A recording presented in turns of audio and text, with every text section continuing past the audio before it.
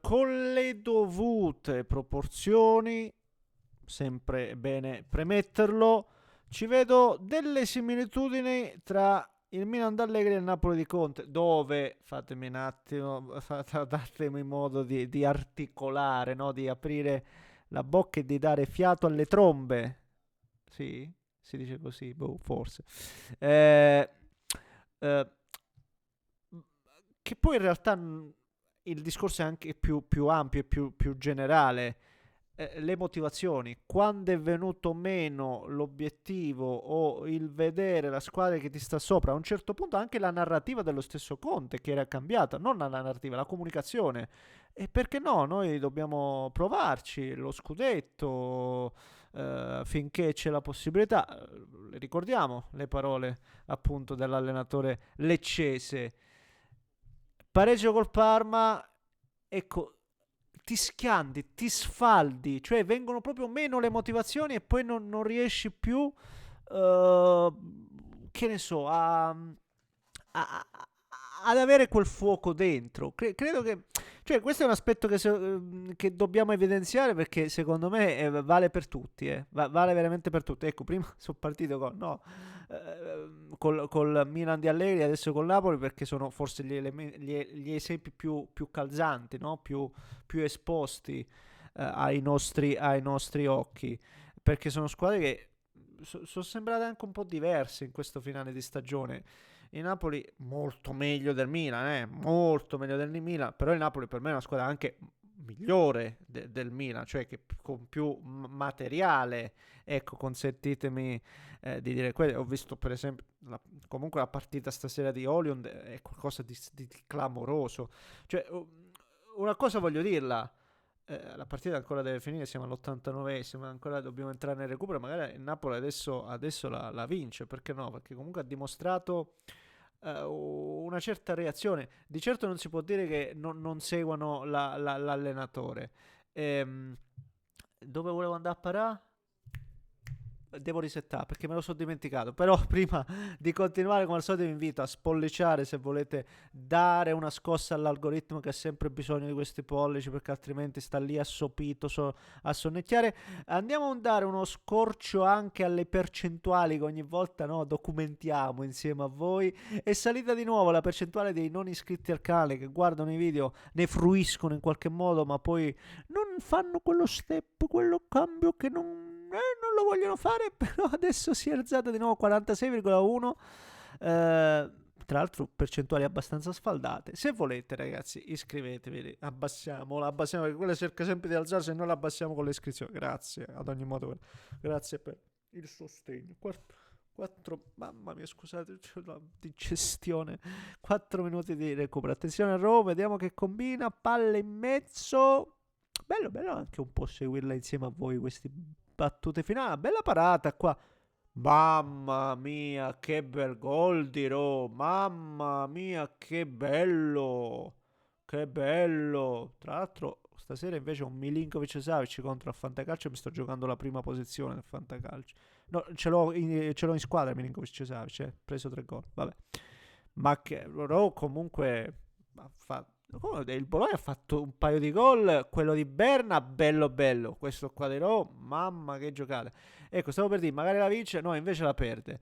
Perché anche qua, fino al 2-2 ci hanno messo quel cuore per metterla in pari, poi è mancato quel guizzo dopo il pareggio, quel brio per andarla proprio a vincere. E attenzione perché comunque, sai, non la rischia per me il Napoli, la Champions, ma nel modo più assoluto, però rischia di perdersi anche un po' la seconda posizione. Ecco, rischia un po' di perdersi la seconda posizione. Come dicevo, queste squadre... Bellissima la giocata, ragazzi. Bellissimo il gol di Roma. Bellissimo. Poi magari qualcuno dirà, sì, ma un po' centrale. Guardate Vincenzino, che potrebbe essere, no, quello che sostituirà Conte? Potrebbe? Chi lo sa? Si dice, no? Sempre che... Oh, comunque, ogni video che stiamo facendo, da quando ho iniziato a fare i video così, succede sempre qualcosa. È una roba pazzesca, è come se me le chiamassi. Io a un certo punto volevo resettarle e partire da zero, ma avete detto aggiorniamolo il feed, perché magari se questa narrativa non vi piace la cambiamo, e io ascolto sempre un po' il feedback, soprattutto della mia community, se non ascolto voi che devo ascoltare, quindi aggiornatemi in tal senso. E possiamo aggiornare anche un po' il ragionamento. La squadra è un po' sfibrata, cioè una squadra che ci prova, perché ripeto, voglio ripartire dal lavoro di Oliund, che magari viene anche criticata perché segna poco, ma ha fatto solo 10 gol per un attaccante, per l'attaccante della squadra che è campione d'Italia, ancora lo è, almeno di questo campionato. Fare solo 10 gol, però fa un lavoro enorme. Io ho visto fare un lavoro enorme oggi a Oliund, una roba pazzesca. Il gol di Alisson Santos, bravissimo anche Alisson Santos, anche lui bellissime giocate, ma il gol lo fa Oliund con quel lavoro e come gli serve quel pallone. E, però non basta, cioè se queste squadre non sono motivate, se queste squadre non vedono l'obiettivo, non lo vedono raggiungibile e percorribile, cedono di schianto. Perché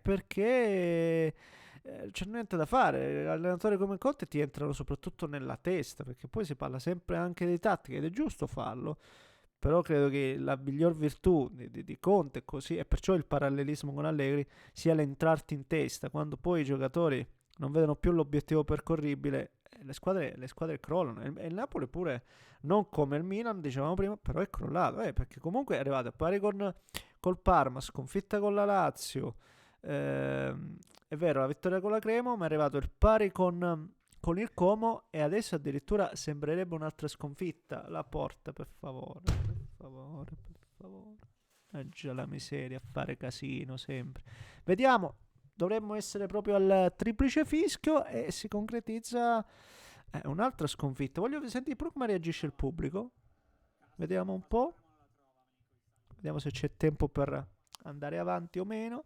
Comunque il Bologna, quando ci sono squadre di vertice, si esaltano, no? Il Bologna si è esaltato. Ancora non è finita. Sì, sostanzialmente sì, perché comunque è entrato col piglio giusto. Non capisco perché poi vedete anche l'approccio alle partite le completamente cannano.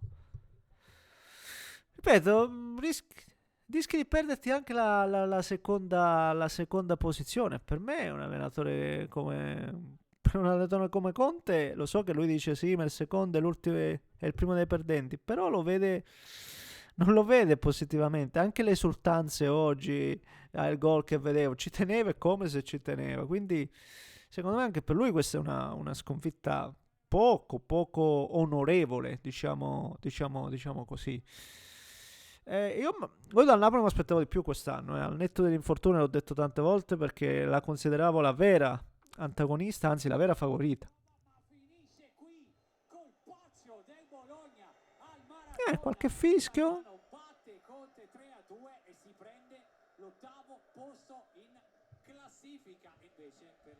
Prende, non va forse neanche a salutare. Tiepido il finale, tiepido. E questo è... sì, Napoli si qualificherà in Champions, si qualificherà, però, ripeto, un crollo del genere... No, non me l'aspettavo, devo essere sincero. Vabbè, signori, fatemi sapere cosa ne pensate voi, aggiornatemi. Che gol, ragazzi, che golazzo che ha fatto. Va bene, un grande abbraccio da Neschio.